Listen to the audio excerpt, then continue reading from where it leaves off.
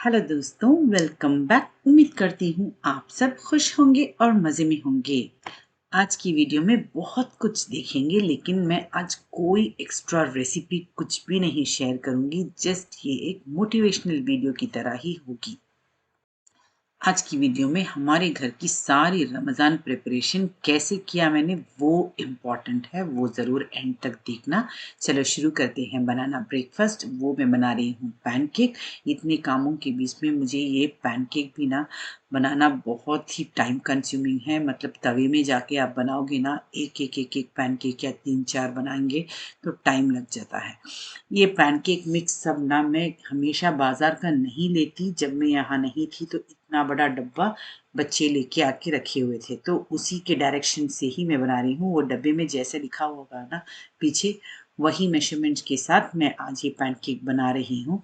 लेकिन एक क्या हुआ, लास्ट वीक ही मैंने शीट पैन कबाब बनाया था ना, उसी सेम आइडिया से मैंने क्या किया, खड़ के तवे में एक एक बनाने से बजाय ये ट्राई करके देखें, ऐसे ही सोच के मुझे बनाया। मुझे भी बिल्कुल नहीं पता था कि ये कैसा रहेगा, क्या टेस्ट देगा, बन भी जाएगा कि नहीं। लेकिन चलो खैर है, बहुत अच्छा रिजल्ट आया। आप खुद ही देखेंगे थोड़ी देर में। मैंने शीट में क्या किया, बटर शीट नीचे लेयर कर दिया और उसको भी मैंने ग्रीस किया और सारा पैनकेक मिक्स में उसी में मैंने स्प्रेड कर दिया।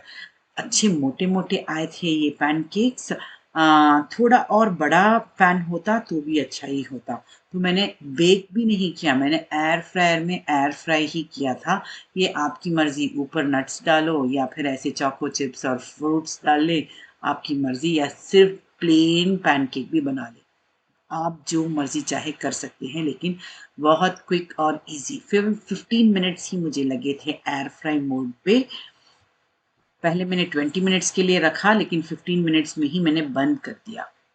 जबरदस्त केक वाली फील ही दे रही थी। देखते ही इमीडिएट ऐसा लगा कि हमारे घर में कोई टी केक बना है। फ्राई करते हुए तो बहुत सारा बटर लगता है, लेकिन आज वैसा कुछ नहीं हुआ, इसलिए ऊपर से भी मैंने अच्छा खासा बटर उसको एक ब्रश दे दिया।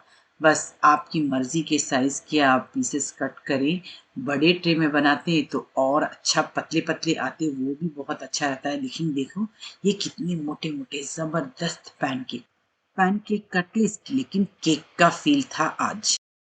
अब पता नहीं मुझे ये वायरल होगी कि नहीं। शीट पैन कबाब तो बहुत वायरल हुआ था, लेकिन ये देखो, ये मैंने सोचा भी नहीं, मुझे पता नहीं कि ऐसी कोई वीडियो पहले है कि नहीं। पैनकेक्स को शीट में बना के ऐसे इजी से एंजॉय करना बहुत ही आसान था। अब से ना मैं पैनकेक ऐसे ही बनाऊंगी, मुझे तवे पे बिल्कुल नहीं बनाना है। हमारे घर में सबको बहुत पसंद आया, इतना मज़ा आया। लुक एंड फील बहुत अच्छा था। तवे पे जब बनाएंगे ना, उससे भी डबल अच्छा और ब्यूटीफुल रिजल्ट आया। चलो खैर है, हम चलते हैं अब हमारे रमज़ान प्रिपरेशन की तरफ। पहले मैंने सोक किया था उड़द दाल ये बनाने के लिए, मतलब दही वड़े।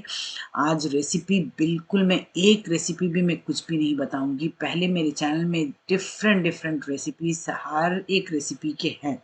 जाके आप एवरी रमज़ान के जो भी प्लेलिस्ट होती है ना, उसमें देखें तो आपको मिल जाएंगी। दही बड़े के लिए ना, वो नॉर्मल राउंड राउंड जो बनाते हैं ना, उससे भी ये बीच में सुराख वाले होते हैं ना, वो बहुत अच्छे रहते हैं। इसमें दही थोड़ा एक्स्ट्रा अच्छा अंदर तक सोक होता है, तो ज़रूर ऐसे ट्राई करके देखिएगा। रमज़ान प्रिपरेशन मेरे हिसाब से बहुत ज़रूरी है। रमज़ान के महीने में इतने रोज़े के साथ ये सारे काम बिल्कुल नहीं होते। थोड़ी प्रिपरेशन करके रखी होती है ना, तो काम इतना आसान होता है। ये मेरा पर्सनल एक्सपीरियंस है। ज़रूरी नहीं सबके घर में ये सारे डिश बनाए। हमारे घर में तो नॉर्मली भी मैं चने उबालती हूँ, चने इस्तेमाल करती हूँ, या फिर ये दही बड़े बना के रखती हूँ। लेकिन रमज़ान के महीने में प्रिपरेशन चाहिए। नॉर्मल डेज में तो हम जब जब चाहिए तब तब हम बना लेंगे, लेकिन रमज़ान के महीने में रोज़े के साथ काम करना थोड़ा मुश्किल होता है। बहुत सारे लोग नहीं मानते कि रमज़ान प्रिपरेशन ज़रूरत नहीं, ऐसे कहते हैं, बट वैसा नहीं है। आप बना के देखें तो आपको पता चलेगा कि कितनी आसानी होती है। जिस दिन आपको चाट खाने का मन होता है, आराम से आप फ्रीज़र से ये चाट की चीज़ें सब निकालो, चटनियाँ भी रेडी रहती हैं। सिर्फ़ प्याज़, हरी धनिया, टमाटो ये सब कट करना पड़ता है, दही भी जमा के रखते हैं, तो इतनी आसानी होती है। लेकिन सारा काम एक साथ उसी दिन करना होता है, तो बहुत ही मुश्किल लगता है। साथ में हमारी इबादत भी नहीं होती है। कुरान पढ़ना होता है, नमाज़ पढ़नी होती है, थोड़ा बीच में रेस्ट भी लेना होता है, तो उसके साथ हैवी वर्क करना थोड़ा मुश्किल है। इसीलिए Ramzan preparation is a must मैं कहती हूँ। वैसे ये आलू टिक्की भी मैं ना चाट के लिए ही बना के रख रही हूँ। ये चिकन के भी साथ में मैं बना रही हूँ, चिकन के कटलेट्स और आलू की टिक्की।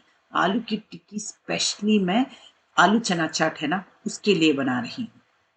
देखो, डिफरेंस शेप के डिफरेंस दे देंगे तो आपको पहचान फ्रीज़र में ईज़ी से हो जाती है। ये चिकन के मैं बना रही हूँ पहले कटलेट्स, वो मैं बनाऊँगी ओवल शेप में।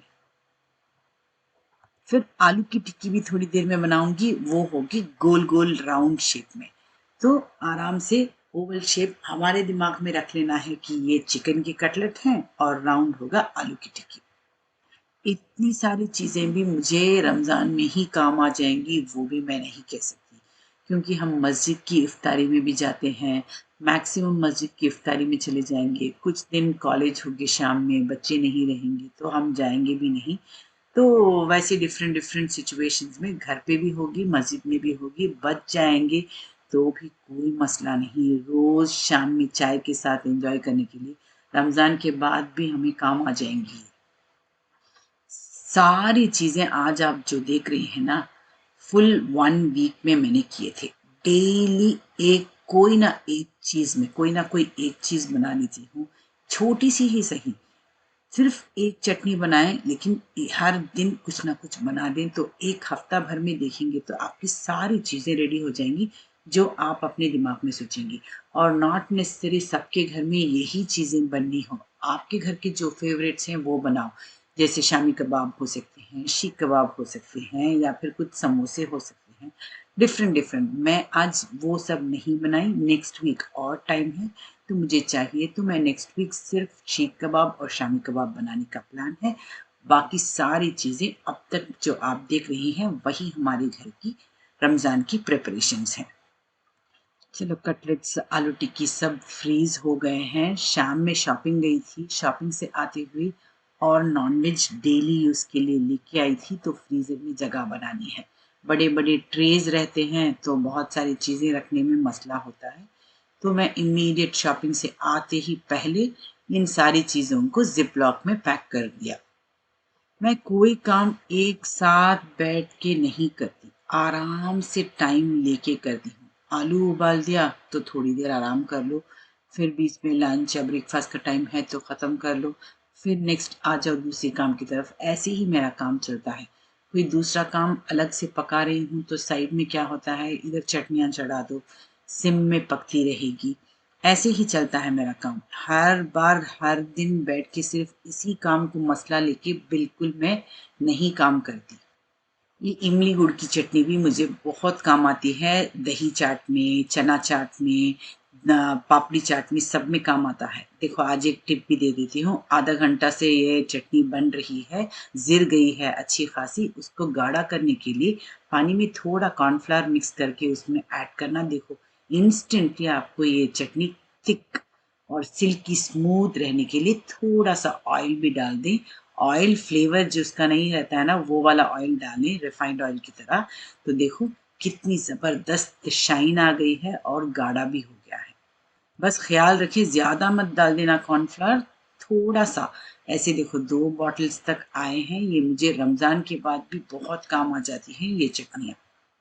वैसे तो मैं मिंट चटनी भी बना के रखती हूँ, वो मिंट चटनी सब ना ईद के 2 दिन पहले ही बनाऊँगी। कच्ची मिंट की चटनी हमारे घर में बहुत पसंद करते हैं हम। हमारे ट्रेडिशनल आश के साथ हम कच्ची मिंट की चटनी ही एन्जॉय करते हैं। वैसे ही रोल्स बना रही हूँ मैं, नॉन-वेज के रोल्स ही आज बन रहे हैं। एक था मटन और ये है चिकन। 2 टाइप के मैं आज नॉन-वेज वाले ही रोल्स बनाऊँगी और कल बनाऊँगी वेजिटेरियन जो कैबेज और पनीर के साथ बनाऊँगी ना वो, लेकिन आज तक यही काम हुआ था मेरा।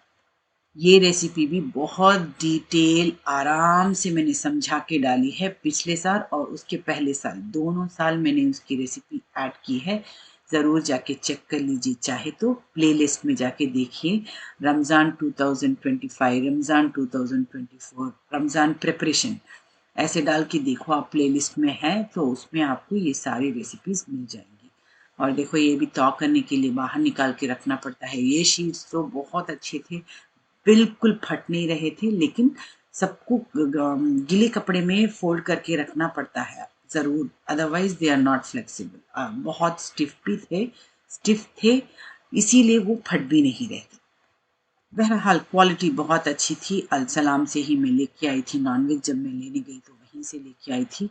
तो यही हमारे घर की सारी रमज़ान प्रिपरेशन है। आई होप कि जिन्होंने सब प्लान नहीं किया, थोड़ा थोड़ा प्लान करके देखिएगा। पकोड़ा मिक्स भी इस बार मैं नहीं बना रही हूँ, इंडिया से ना प्री मिक्स लेके आई थी। मेरी अम्मी ने ज़बरदस्ती लेके दे दिया तो लेके आई, वरना हमेशा पकोड़ा मिक्स भी मैं घर पे ही बनाती हूँ। बस आई होप कि आप सबको ये सारी चीज़ें पसंद आई होंगी। जिनको भी जो भी बनानी है, उनकी सारी रेसिपीज़ हमारे चैनल में ऑलरेडी हैं, नहीं तो भी बहुत सारे चैनल्स इन सब की रेसिपीज़ पोस्ट करते ही रहते हैं। सबको हैप्पी रमज़ान, रमज़ान मुबारक। और उम, सब घर की सफाई और प्रिपरेशन सब करके जल्दी जल्दी तैयार हो जाइए और अपना रमज़ान सुकून से इबादत करते हुए एंजॉय कीजिए। देखती हूँ रमज़ान में लॉन्ग वीडियोस में कर पाऊंगी कि नहीं, वरना मैं जिस जो भी हमारे घर में या फिर मस्जिद जाती हूँ तो मैं थोड़ी थोड़ी छोटी छोटी शॉर्ट्स बना के लगाते जाती हूँ, वरना देखेंगे।